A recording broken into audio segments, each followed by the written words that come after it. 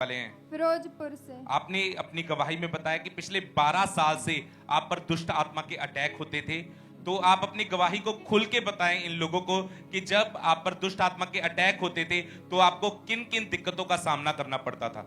मुझे बहुत ज़्यादा बुरे सपने आते थे और मैं बहुत ज़्यादा डरती थी।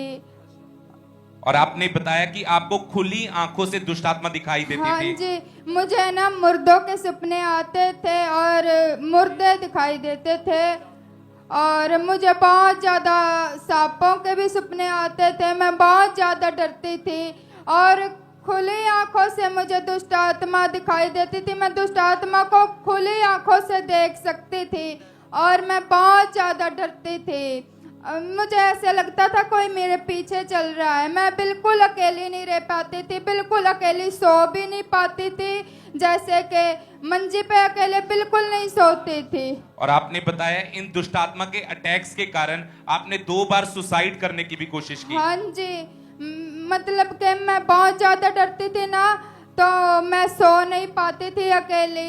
सोती तो थी आपने तो सुसाइड करने की कैसे कैसे कोशिश की। एक बार मैंने हाथ काट कर कोशिश की और एक बार मैंने फिनाइल पीकर कोशिश की। आपकी जो लाइफ थी वो पूरी तरह से डिप्रेस हो चुकी हाँ थी। जी। फिर आपको इस जीवित चर्च के बारे में, अंकुर नरूला मिनिस्ट्री के बारे में कैसे पता चला। मुझे मेरी बुआ के जरिए पता चला। और फिर आपने लगातार चर्च में आना शुरू किया।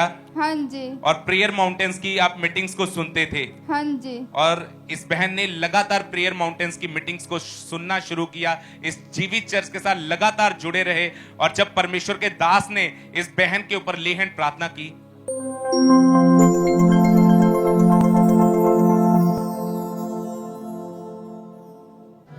ऐसा तू मिला, ऐसा तू।